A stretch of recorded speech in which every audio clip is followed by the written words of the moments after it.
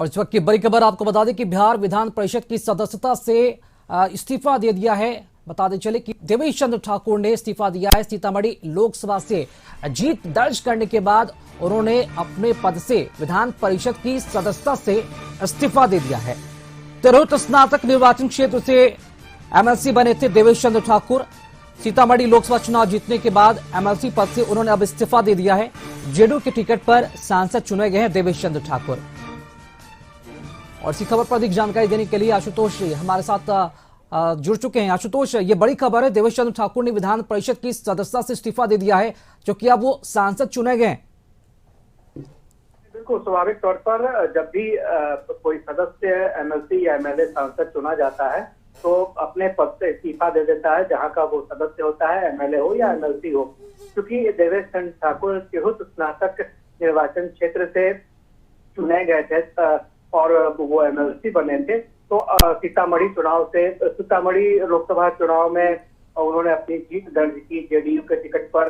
तो उसके बाद से उनका इस्तीफा स्वाभाविक माना जा रहा था, क्योंकि अब वो लोकसभा के सदस्य हैं और उन्हें शपथ भी लेना होगा। तो स्वाभाविक तौर पर वो एमएलसी पद से उन्होंने इस्तीफा दे दिया। और सिर्फ वो एमएलसी ही नहीं थे, बल्कि बिहार विधान परिषद के सभापति भी थे। 2022 में वो सभापति बने थे और उसके बाद से कंटिन्यू सभापति के तौर पर बिहार विधान परिषद का संचालन कर रहे थे। लेकिन अब वो सांसद चुने गए हैं और इस वजह से उन्होंने एमएलसी पद से इस्तीफा दे दिया है।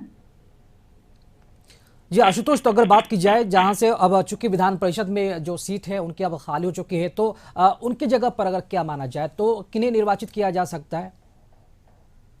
नहीं, विधिवत तौर पर उस सीट के निर्वाचन के लिए चुनाव आयोग की तरफ से नोटिफिकेशन निकलेगा और नोटिफिकेशन के बाद विधिवत रूप से वहां पर चुनाव होंगे। क्योंकि सिर्फ एमएलसी पद की बात नहीं है। आपने देखा होगा कि लोकसभा चुनाव में कई विधायक भी चुनाव जीते हैं। खासतौर से अगर बात करें आरजेडी की बात करें तो आपने देखा होगा कि सुधाकर सिंह पहले विधायक थे, अब सांसद बने हैं, तो उन्होंने अपने पद से इस्तीफा दे दिया है। इसके साथ साथ सुदामा प्रसाद जो सीपीआई एमएल के विधायक थे, उन्होंने भी अपने पद से इस्तीफा वो देंगे, क्योंकि वो सांसद चुने गए हैं। और उन जगहों पर, उन सीटों पर जहां जहां से इस्तीफा दिया जाएगा, उन सीटों पर भी चुनाव होंगे आने वाले समय में। और अभी फिलहाल ऐसी कोई नोटिफिकेशन नहीं आई है कि विधान परिषद की खाली सीट के लिए चुनाव किए जाएंगे, क्योंकि अभी उन्होंने इस्तीफा दे दिया है। और उसके बाद से विधिवत रूप से चुनाव आयोग की तरफ से चुनाव के लिए नोटिफिकेशन निकाला जाएगा और उस पर फिर चुनाव होंगे उस सीट पर। चलिए, शुक्रिया खबर पर जानकारी देने के लिए आपका।